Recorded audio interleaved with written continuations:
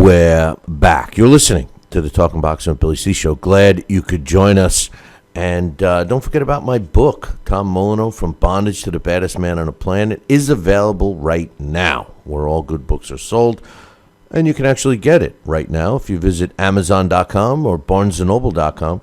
Now, if you're looking to get a signed copy, don't forget to go up to our website, www.billycboxing.com, and click on the book club section, and you'll get a signed copy. And don't forget, you can also get the electronic versions, Kindle, Nook, all that stuff. Tom Molyneux, From Bondage to Baddest Man on the Planet. This is a must-read for everybody, not just boxing fans. It's a piece of history that you got to be brought up to speed with, man. This guy was the most popular guy on the planet 200 years ago. Nobody knows who he is now. It's sad, and I want to change it. Anyway, joining me right now is my man Daxx Khan. What's up, Dax? What's going on? I'm trying to become the most popular guy in my house on the planet. Yeah, I hear you. I hear that. But you and I were really trying to figure out what the hell we could talk about today, since it's a real slow week. But I tell you, we both agreed on a topic that seems to be rubbing some tail feathers for a lot of people, and some in different ways than others. And I'm talking about Andre Ward. I'm you know how I feel, and I'll just get everybody caught up real quick. I think it's ridiculous that we're anointing him as the replacement for pound top guy. Now that Floyd's retired, and I look at this guy and I'm seeing that he fought 3 times in 5 years, and we're giving him all this credit for something that he really did in 2011 and prior. I just don't think it's fair. I don't think that this guy has proven himself. It's also been out that he's very hard to deal with. He backs out of fights. He expects everything in his favor, which, I know guys like Floyd Mayweather earned to get everything in his favor. And I'm not suggesting that Andre Ward isn't a talented fighter, because of course he is. But like you said to me earlier today, what have you done for us lately? What's your thoughts on this whole Andre Ward situation? Well, when I think about Andre Ward, we spoke about him a lot over the years, off the air and on the show. In 2009, when Andre Ward beat Edson Miranda, before the Super 6, everybody watched him and, kind of debated, is a special type of fighter about to emerge? And when he dominated the Super 6, we knew Andre Ward was that special type of fighter. And as you said, though, that was then. This is now. The Super 6 ended in 2011. In 2012, Ward once again showed his dominance when he literally dismantled light heavyweight champion Chad Dawson, when Dawson himself at the time was pound for pound. 2013, he made a title defense against Edwin Rodriguez, and then his promotional issues began. And then after that, he got himself that TV gig. He went on behind the scenes with his issues with Goose and Tudor, and that TV gig, Bill, I believe, is what really kept Andre Ward in the public eye. Andre Ward was able to sit back behind that broadcast table, and at every opportunity when a fighter in or around his division stepped inside the ring, not only Andre, but the announce table, was able to use Andre and say, well, what would you do in this situation? How would you have handled this? And Andre Ward, of course, used that as a way to sell himself. You can't blame the guy for it. Great. But, and we spoke about that, and we've spoken about that many times, with the way that fights are sold and fighters are sold to today's generation, they don't think about what they did 2 years ago, 3 years ago. Everybody's just stuck in that moment of right now. And when they're constantly reminded again and again and again about what a fighter did, it's almost like there's this time warp. It's almost like the memory of a dog. You know how a dog doesn't know the sense of time. They don't know whether it was 2 days ago or 2 minutes ago. And that's exactly how Andre Ward was presented. When you look at what you made a great point. In 19 months, Andre Ward had one fight.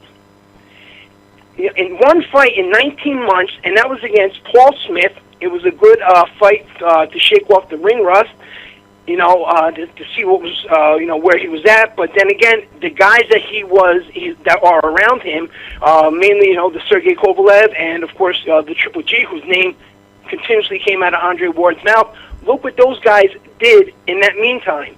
I think they had a combined like 20 or 21 fights between them, all but one by knockout. And Andre Ward has done nothing, so I really don't understand, just like you, just because he comes back, how is he anointed? How do you know they want to anoint him the pound-for-pound best fighter? Because, in my opinion, fans today, the younger fans, aren't as educated as fans used to be. They don't take the time to do the research and look what else is out there. They concentrate so much on what BoxRec says, what's going on social media, whether it's Twitter or whether it's Facebook. They look at these boxing forums, not even credible news sites. I'm just talking about the forums where other fans discuss things back and forth, and that's how they make their opinion. There's a video out there we've spoken about, a lot of times. I know HBO has spoken about it. It's about Roman Gonzalez. The name of the video is The Art of Moving. When you look at that video, you can see Roman Chocolito Gonzalez does everything better than Andre Ward. Anything Andre Ward does, Roman Gonzalez does it 2, 3, and 4 times better. But because Roman Gonzalez hasn't had the opportunities like Andre Ward to sit behind a table and continuously remind the public, he didn't have broadcast partners to continuously remind the public. Roman Gonzalez hasn't had the Kovalevs or the Triple Gs to sit there and compare himself against continuously. This is why Andre Ward is being anointed in there. If somebody like Roman Gonzalez, as we spoke about earlier today, had the same type of recognition as an Andre Ward, in my opinion, I honestly believe he wouldn't have even been considered as a top guy or even a top 5. That's not saying he doesn't have the talent and the ability. He may still be there, but as you're saying, he has to prove it again. You can't continuously live off of past merits. No doubt. And listen, when you look at, if you go back and listen to my shows from years ago, I was one of the guys that felt that Andre Ward should have been the number 1 pound for pound during that time, during that era, 2011.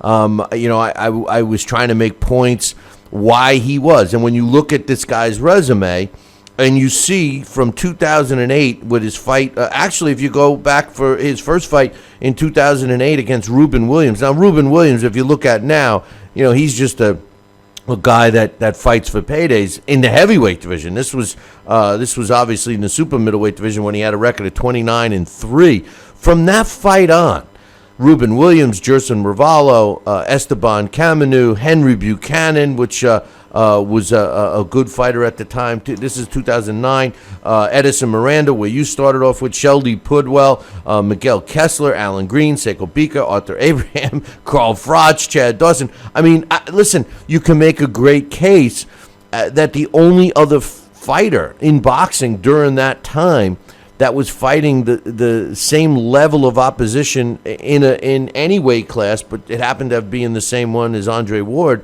was Carl Froch. So I agree with that he was pound for pound number 1. I then, and no one else did. Everybody anointed Floyd, even though he was only fighting once a year or whatever. But keeping in mind that pound for pound, there is no right answer or wrong answer. But now Floyd retires, and people, even people in the chat room right now saying, "Oh, he's number 1." And my question is why? Is it because of what he did in 2011? And we're getting answers from people in the chat room that say, yeah, it's because of what he did. Well, how can you do that? I mean, you can't listen. In boxing and any sport, you start to age, and you're not the same fighter. I believe. And until Andre Ward shows us, and we can't look at his last 2 fights in 2013 against Edwin La Bamba Rodriguez, and of course the fight you referred to against Paul Smith in June of last year.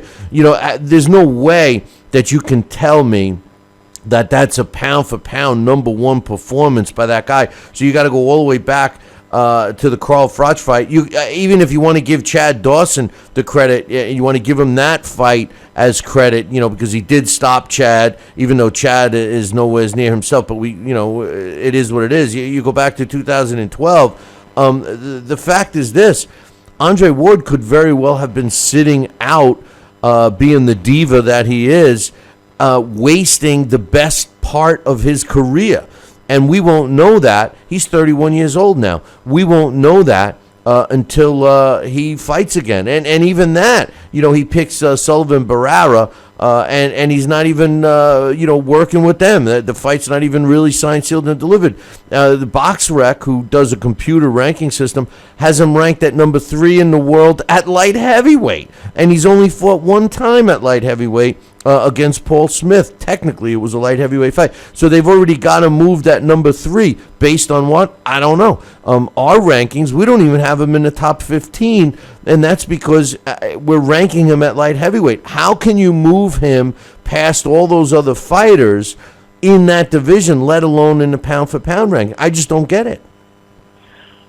BoxRec is a great site for information, and the computer is supposed to be unbiased, but also you have to remember something: the computer only generates what the person operating the computer puts in there. Now, if you look at BoxRec, I believe the last time I looked on there, and I went to just in general to see how they had their current pound-for-pound list, it might have been last week or something. One time I went there and they had Canelo Alvarez ranked as the number 1 pound-for-pound fighter in the sport. How is that possible? So I think those ratings aren't exactly as unbiased as they once were. And, getting a guy and who's jumping from one division and you go to another division, I have no problem with if you're fighting an active schedule and then, let's say, we'll just use for example, January you have a fight and then your next fight in June, you jump up a division. I don't have a problem if you're the number 1 or the number 2 ranked fighter at, let's say, the super middleweight division, and you jump to light heavyweight, and you go in there and you face a top 15 guy, and they put you in the top 10 because, there's really nobody else there who overall is better than you. So I don't have a problem with that. But when you have such a long layoff and they put you in there, to me, that right, that's just an assumption. It's an opinion, and you hit the nail on the head when you said we don't know what he has left after being off for so long. You have to go in there and show what you have left. We see guys all the time over the years, overnight, even.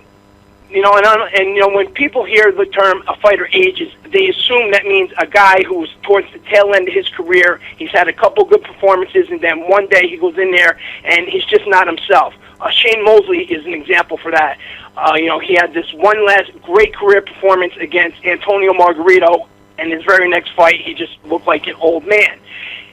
But, you don't always have to be an old man for that. Roy Jones Jr. is another example. Roy Jones Jr. looked great in one fight. He never took a lot of punishment. Then all of a sudden, he goes into another fight, and his natural physical reflexes have left him, and he is the guy that we see today. He never was able to come past that. And that could happen to an Andre Ward. You never know. But boxing is supposed to be based on merit, and because of the marketability that the sport has and the way they market fighters and they know what's going to create the buzz and what's going to create people talking, I truly believe that's why a lot of guys get the ranking that they have in the sport, whether it's Ring, whether it's BoxRec or any other type of magazine out there. Whatever's going to get people talking, that's what they're going to put on their rankings. The old saying, Bill, in the sport is always, when you have a fighter, it doesn't matter if they're coming to see you win, they're coming to see you lose. What matters is they're coming and they're paying for the seats, and that's how you're getting paid. The same thing when it comes to magazines, when it comes to websites.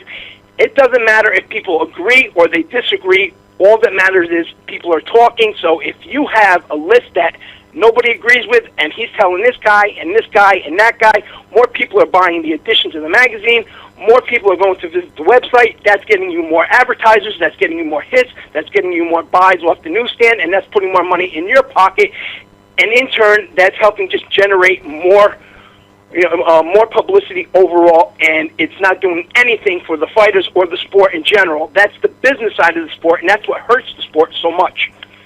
Yeah, I know. There's no doubt about that, and it just bothers me because, again, I feel for the young fighter that's busting his ass in the gym trying to, get a better ranking, get better fights, etc.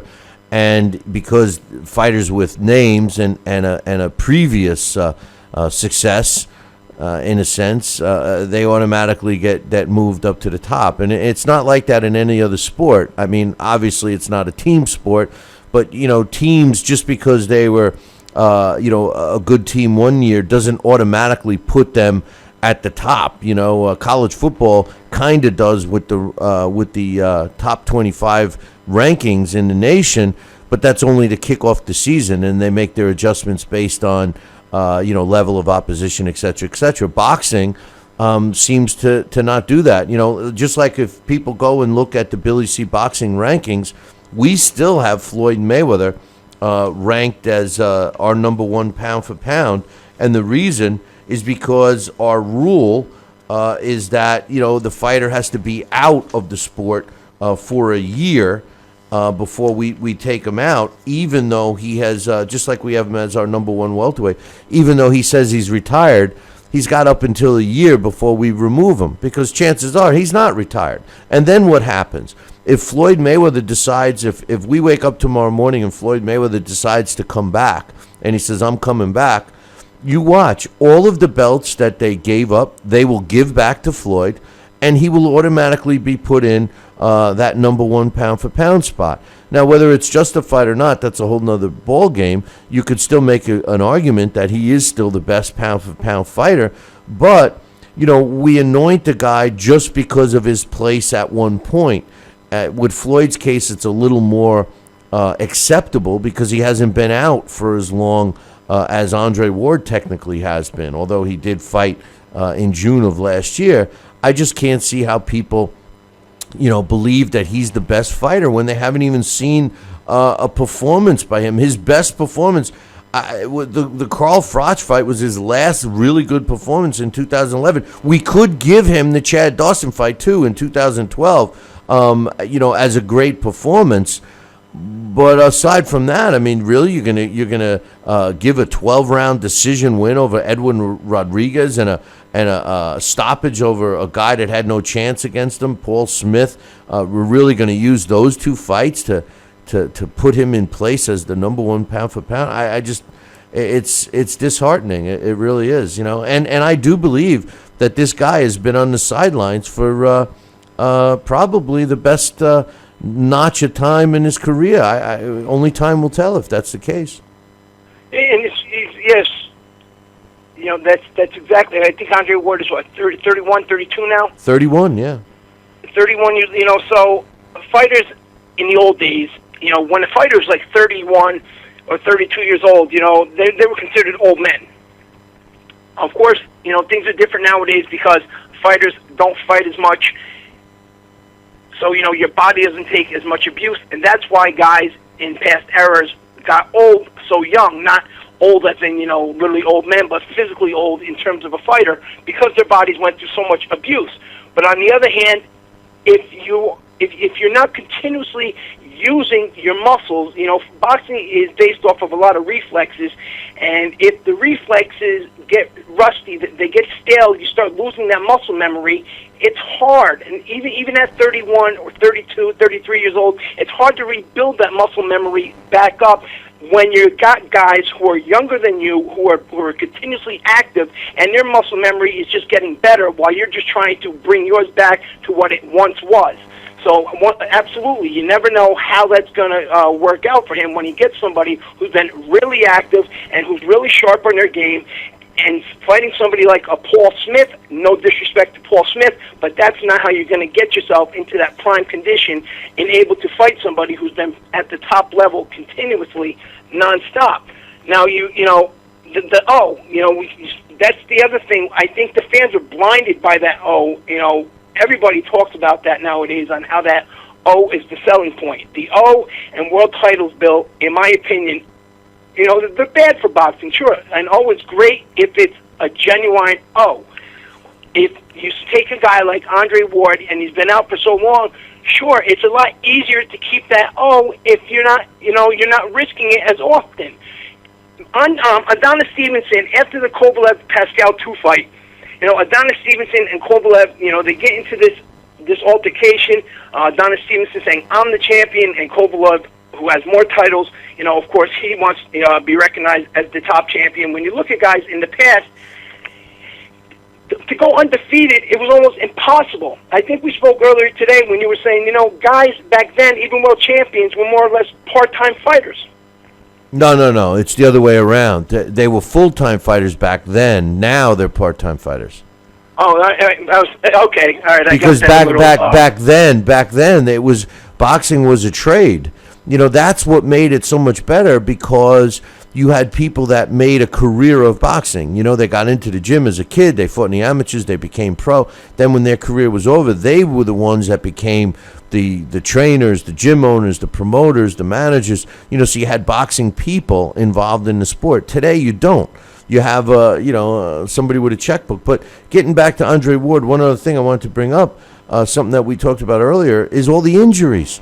We didn't even mention that yet. Here he's been out, and, for diva reasons, it doesn't like contracts that was ironclad. How many times did he lose? If poor Dan Goosen didn't die and the family just wanted him out of their hair, he kept bringing up these lawsuits that every single judge that it got put behind said it's an ironclad contract. You're obliged to goose and tutor, and he decided he didn't want to do it anymore. He had the injury stuff. The fact that he doesn't like to fight outside of California. He doesn't even draw well. He doesn't even sell tickets.